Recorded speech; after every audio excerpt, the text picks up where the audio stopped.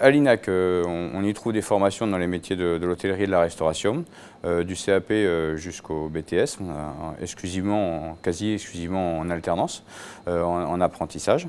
Donc ce sont des jeunes qui ont en même temps un temps de parcours, un temps d'activité en entreprise et un temps d'activité au centre de formation.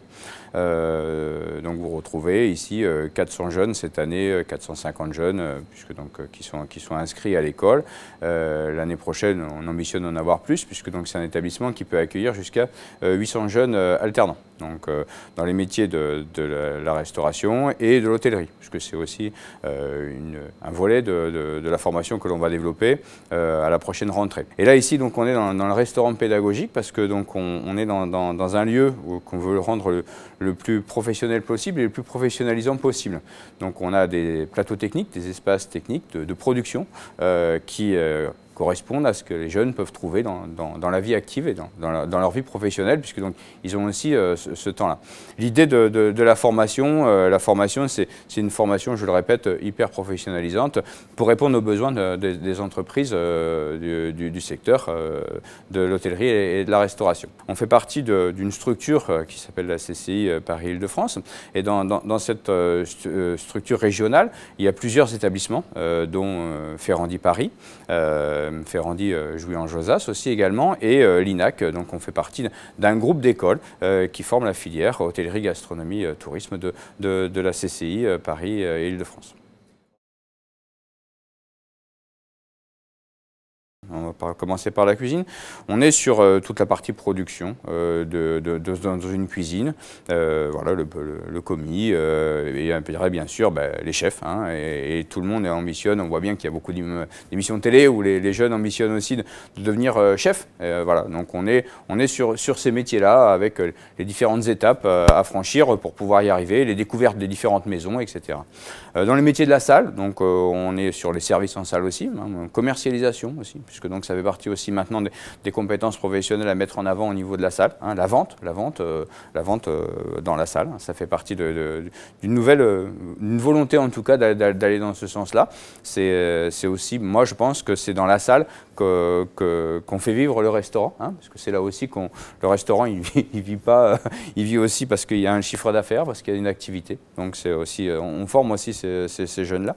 On forme de tous les niveaux aussi, donc dans les niveaux de serveurs jusqu'au niveau d'encadrement intermédiaire qui permettent justement de manager aussi les équipes de salle. Et après donc chacun ambitionne aussi, ce sont des métiers aussi on peut ambitionner assez facilement finalement facilement, il faut le vouloir, il faut le pouvoir de créer sa propre structure. Soit d'en ouvrir une, soit d'en reprendre une. Et il y a cela aussi, puisqu'on les forme à ces éventualités, à travers les projets que l'on peut mettre en place, et aussi la mise en place de cours de gestion dans certains cours. Voilà, on développe aussi ces compétences-là pour les jeunes. Pour l'hôtellerie, c'est un nouveau domaine sur lequel on va aller.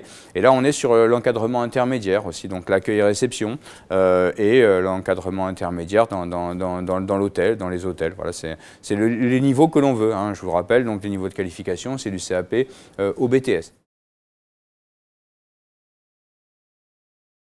Il y avait déjà une unité qui était déjà à Saint-Gratien, donc qui existait depuis de nombreuses années, donc qui était implantée sur le territoire. Et puis donc il y avait une partie de l'IFA Adolphe Chauvin à Osny, dont j'étais le directeur d'ailleurs, qui avait donc une filière restauration. Donc l'idée de base, c'est de regrouper sur le même lieu les formations de l'hôtellerie et de la restauration. C'est pour pouvoir le typer, puisque donc l'école hôtelière en tant que telle est quelque chose d'un... Voilà, ça permet de donner une image et de gagner en notoriété. Donc c'était aussi la volonté première. Après, pourquoi Saint-Gratien plutôt que Cergy-Pontoise parce que d'abord, on a bénéficié d'un emplacement quand même assez privilégié. On est ici, voilà, la gare RER, on peut la voir, elle est à 200 mètres. Donc voilà, donc on est quand même sur une situation super privilégiée en plein centre-ville, qui est aussi intéressante et valorisante aussi pour l'école et pour l'image que ça peut donner.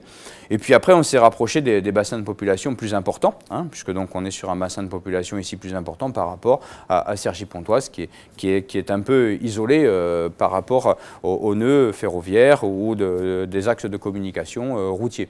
Donc voilà, c'était l'idée de pouvoir bénéficier, puis l'opportunité a fait aussi. On a de très bonnes relations avec la mairie de Saint-Gratien qui nous a aussi qui nous a fait profiter aussi de cet emplacement. Voilà, vous pourrez le voir tout à l'heure également. Je pense que c'est un lieu assez privilégié, je trouve, pour les jeunes et pour nous aussi également, parce qu'on a de super conditions de travail dans cet établissement.